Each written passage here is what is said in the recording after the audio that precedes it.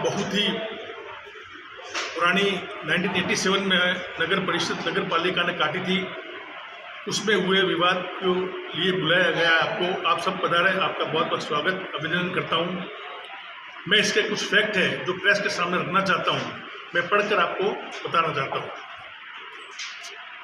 देखिए sir, state level monitoring committee की बैठक दिनांक 16/10/1987 द्वारा IDSMT योजना बनाई गई थी।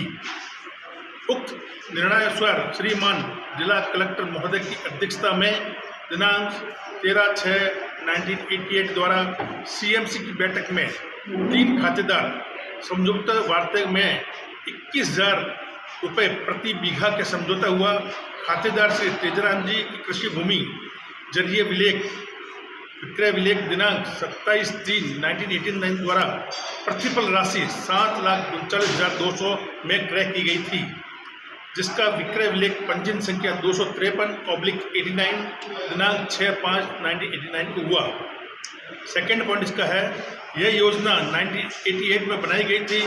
उक्त योजना के स्वीकृत प्लान में 99 भूखंड, 32 दुकानें, 92 में प्लान स्वीकृत प्रार्थना पत्र 15/11/1990 में आमंत्रित किए गए थे।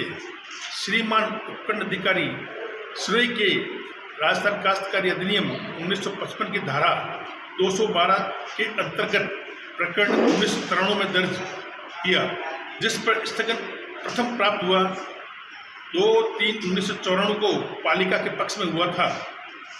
दूसरा प्रकरण वर्ष 2000 में प्रस्तुत हुआ, जिसका निर्णय दिनांक 28/3/2000 को पालिका के पक्ष में हुआ। पालिका मंडल की बैठक 3/6/2001 के प्रस्ताव संख्या 6 के अनुसार पुनः आवेदन नए आमंत्रित किए गए। 688 आवेदन प्राप्त हुए थे। नामांतरण हेतु 23/10/2000 को पत्र लिखा गया। 20/6/2005 को जिला कलेक्टर महोदय द्वारा तहसीलदार महोदय को नामांतरण दर्ज करने के लिए निर्देशित किया गया।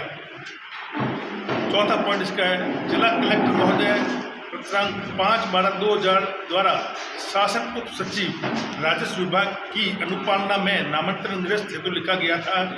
2008 में हाईकोर्ट में 2051/2008 सिविल रिट दर्ज की गई। सिंगल बेंच द्वारा प्राप्त निर्णयानुसार 2020 नामांतरण 22-20 नामांतरण पुनः रिवाइव हेतु लिखा गया, जिससे क्रय में नगर पालिका के पक्ष में निर्णय होने से दुकान व दुकान नीलाम किए गए। उक्त दुकान निर्मित व मौके पर संचालित चल रही है। 27/12/2000 P35 नामांतरण पुनः दर्ज कर प्रति प्राप्त हुई।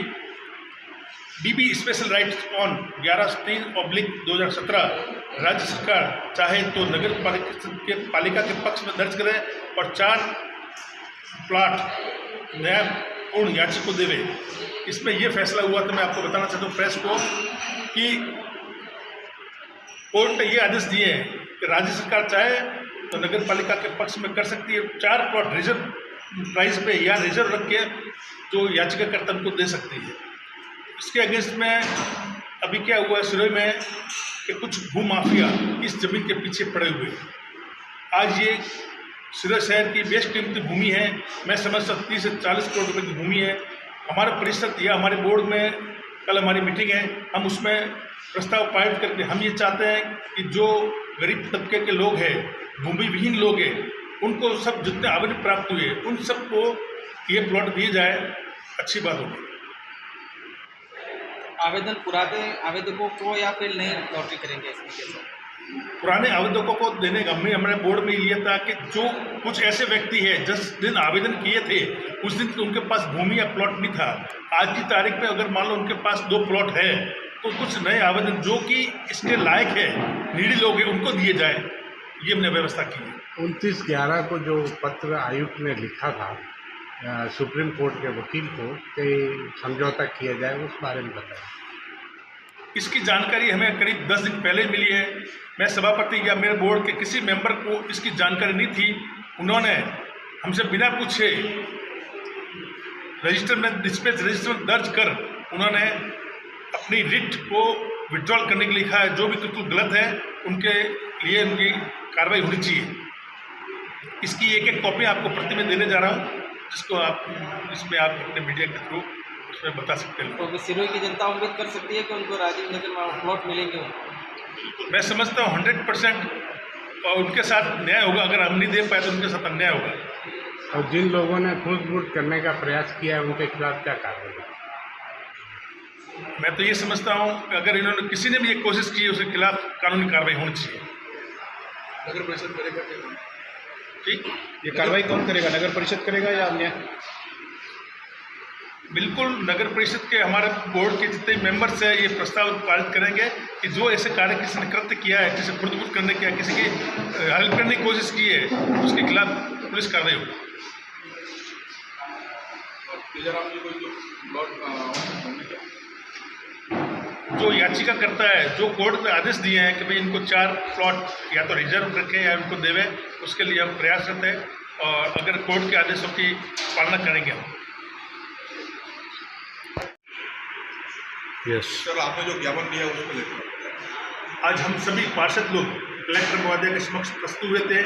वो जिसने जो कृत्य किया है उसकी कॉपी हम कलेक्टर महोदय को देके आए हैं और सबने ज्ञापन दिया है और ये अपने प्रार्थना की है कि जल्द से जल्द इसका नामांतरण आपके द्वारा करवाना जाना चाहिए, कलेक्टर महोदय के द्वारा। कलेक्टर महोदय क्या करेंगे? हमने मुख्यमंत्री साहब के नाम ज्ञापन दिया है और उसकी कॉपी सभी विभाग को दी है।